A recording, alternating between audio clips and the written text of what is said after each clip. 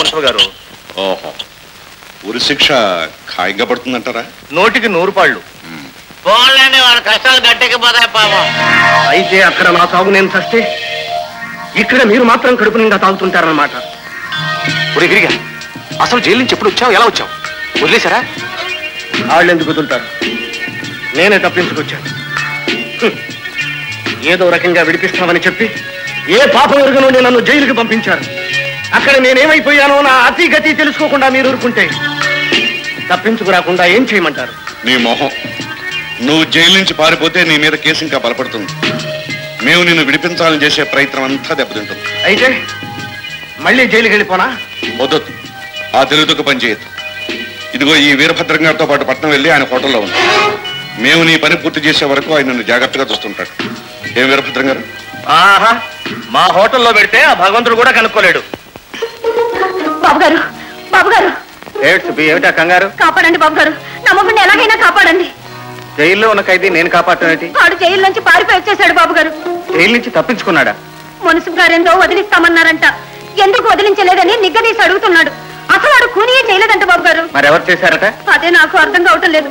నేను చివరిలో వెళ్ళాను బాబు, వాడు చూడక ముందే వచ్చేసాను. వేరే ఇప్పుడు మున్సిపల్ గారి ఇంట్లోనే ఉన్నాడా? లేడండి, ఎవరో ఈరభద్రం గారంట. ఆయనకి పట్నంలో పెద్ద హోటల్ ఉందంట. పోలీసులకు దొరకకుండా ఆ హోటల్లోనే అన్ని దాచి పెడతారట బాబుగారు. దాచేస్తారో చంపేస్తారో అని నాకు చాలా భయంగా ఉంది బాబుగారు. ఎలాగైనా మీరే ఆయన్ని కాపాడాలి. మీ కాళ్ళు పట్టుకుంటాను బాబుగారు. నీ మొగుడు నిర్దోషి అయితే వాడి ప్రాణాలకు ఏం భయం లేదు. వాడిని కాపాడే బాధ్యత నాది. వీరభద్రం.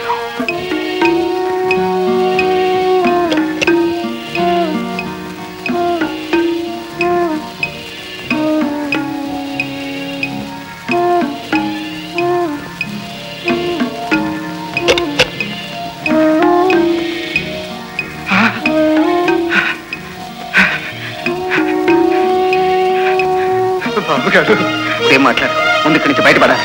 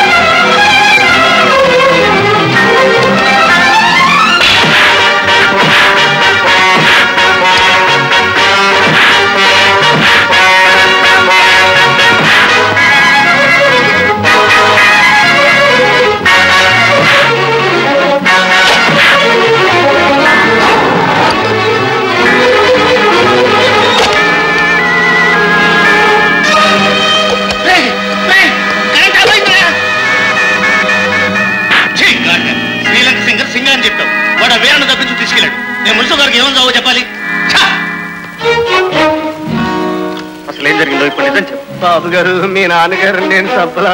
మీ పాదాలు సచ్చిగా నేనే పాప ఎరుగను బాబు. అయితే నువ్వే చెప్పినట్లు ఎందుకు ఒప్పుకున్నావు?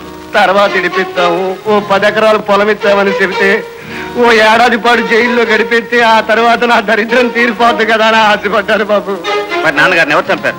చెప్తాను.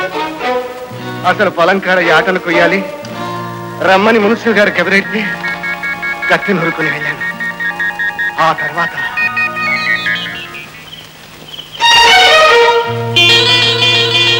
ఎవరదే?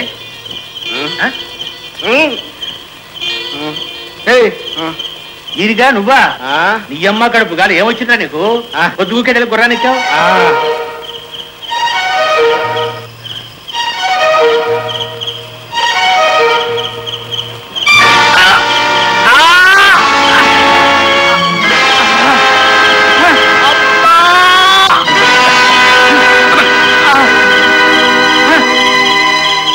అది బాబు గారు జరిగింది. నా అనుమానం నిజమైంది. వాళ్ళంతా నేను చూస్తాను కానీ నువ్వు పోలీస్ స్టేషన్ వెళ్ళి లొంగి. మళ్ళీ వాళ్ళ కాడికి వెళ్తే ఎముకలు చేస్తారు బాబు గారు. వెళ్ళకపోతే నేను నీ మీద కేసు బలం అవుతుంది. వెళ్ళి నేను విడిపించే బాధ్యత నాది. సరే బాబు గారు ఏం చెప్తే అది చేస్తాను. త్వరగా వెళ్ళి వస్తాను బాబు గారు. మా అంతకు ముందే వీళ్ళిద్దరిని అంతం చేస్తే పోలా. అదెట్లా కుదురుతుంది? కైసే హో సక్తా.